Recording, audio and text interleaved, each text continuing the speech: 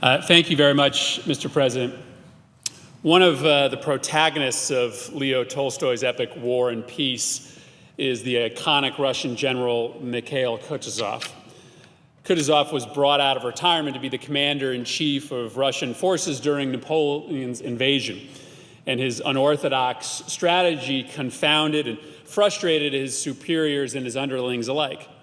He becomes convinced, as Tolstoy depicts, that Napoleon will lose the war by overextending his army. He believes that by playing the long game, he will exhaust and defeat the seemingly invincible, unstoppable French army. Now, Tolstoy creates a fictionalized version of Kutuzov, of course, but one of the most famous passages from War and Peace is worth repeating here today.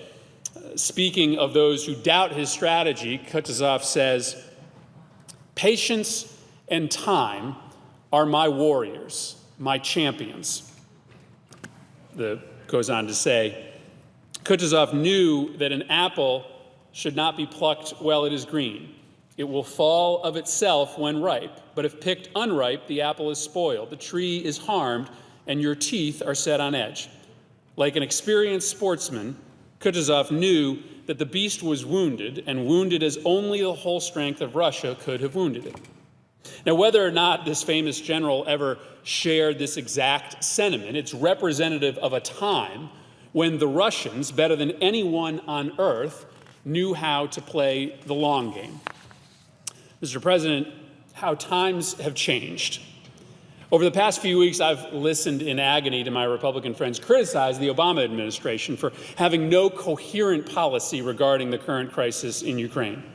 I come to the floor today to rebut that argument and also to add a few suggestions on how the administration's policy can be enhanced. Now, I certainly understand Republicans' frustrations. News of the ongoing daily drama in Ukraine dominates the international news. Russia seems omnipresent, manipulating events on the ground by the hour.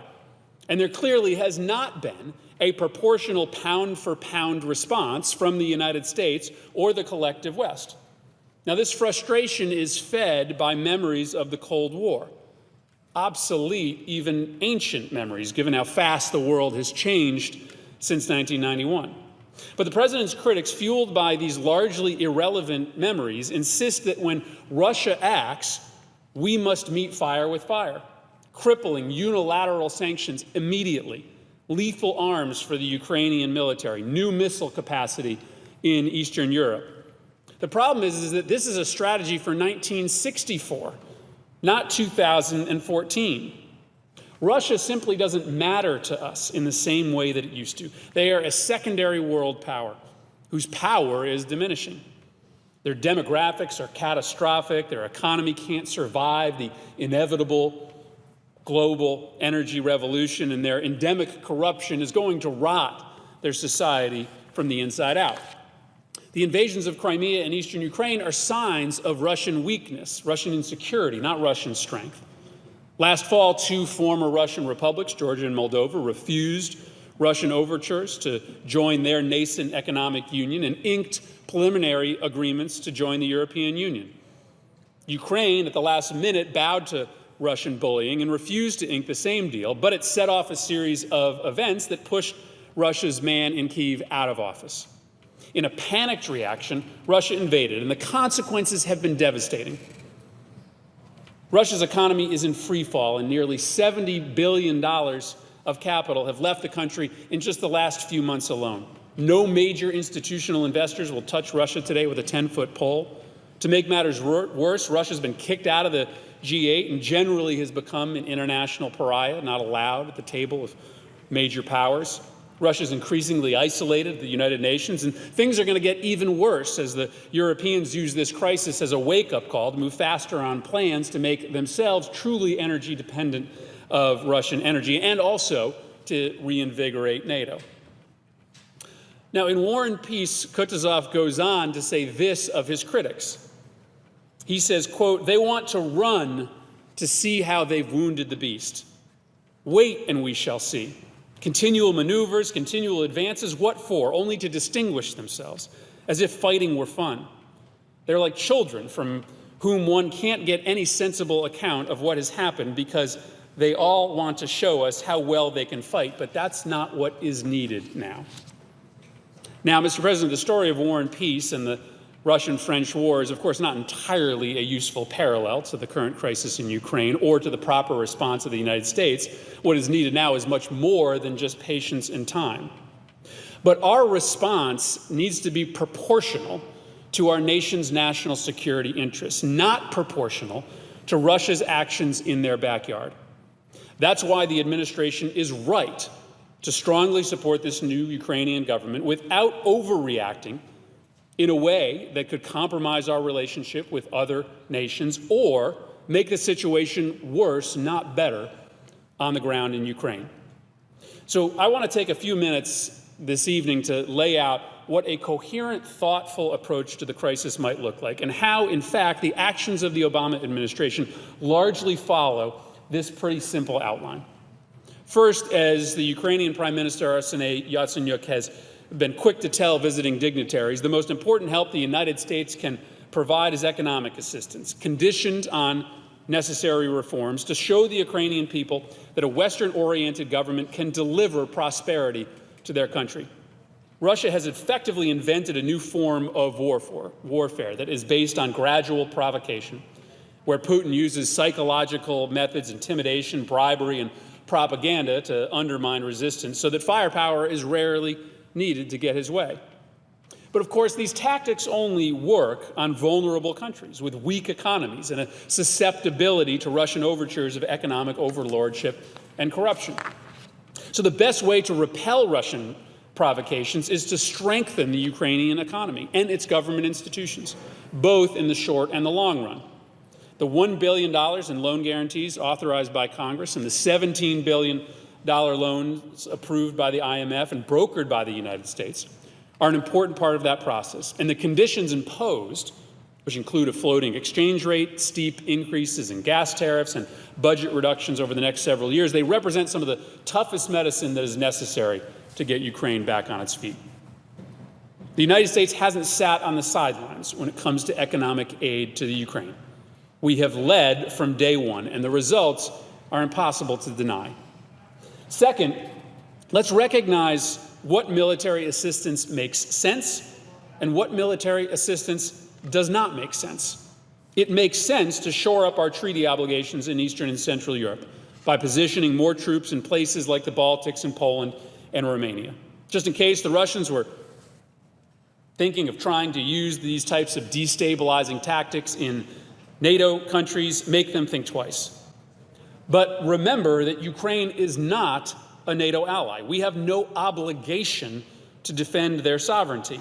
And it is totally unrealistic and indeed irresponsible to think that we can make up for decades of military neglect and mismanagement inside Ukraine with a few $1 million of aid today. Ukraine doesn't need more small arms. Their problem isn't that they don't have them. Their problem is that they don't know how to shoot them. And there is no way the Ukrainians can effectively utilize more sophisticated weaponry like anti-tank and anti-aircraft artillery. The only way they could do that is with U.S. military advisors standing side by side with Ukrainians. And there's really no appetite here in the United States to commit personnel to a ground war in Ukraine. Now, to be clear, I don't offer these cautions because of a danger of provoking Russia with an influx of U.S. arms. Russia's going to do what Russia's going to do in eastern Ukraine, regardless of what small military investment the United States makes today. But I do worry that since any lethal assistance from the United States would have little to no effect on the ability of Ukraine to repel a Russian invasion, a Russian victory over the Ukrainian army, backed by U.S. weapons, would then be sold by Putin to his public as a Russian military triumph over the United States. That's a truly bad outcome. But that shouldn't stop us from more quickly delivering non-lethal support to help bolster the Ukrainian military in the short run. Reasonable support, like body armor and communications equipment, that balances our limited direct interests in Ukraine with our humanitarian interest in saving lives. There is a middle ground between just sending a handful more MREs and sending tanks and automatic weapons. And we have ample time to explore these options. Now, over the medium and longer run, we need to work with Ukraine to rebuild its military institutions that were neglected for so many years by its leaders who were pilfering from the state rather than providing for the country's defense forces. Third, focus on the May 25th elections. The Russians occupy dozens, not thousands, of buildings in eastern Ukraine. They have no hold or influence on other sections of the country near and to the west of Kyiv.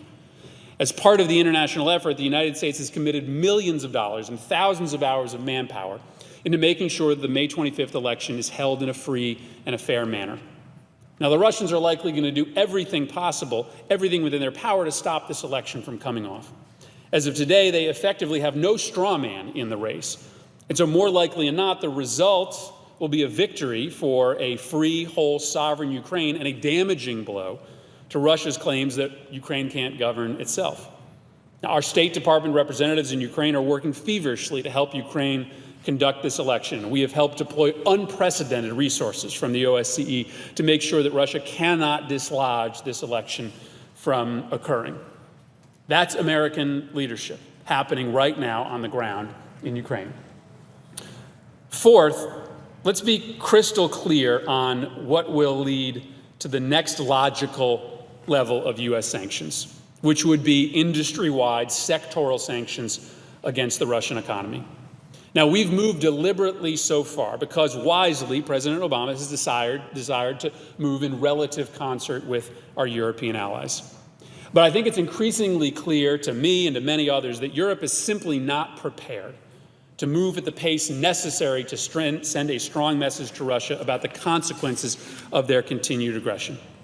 So, having primarily mounted a defense today of the administration's policy in Ukraine, I'd make one additional significant suggestion for amendment of this policy.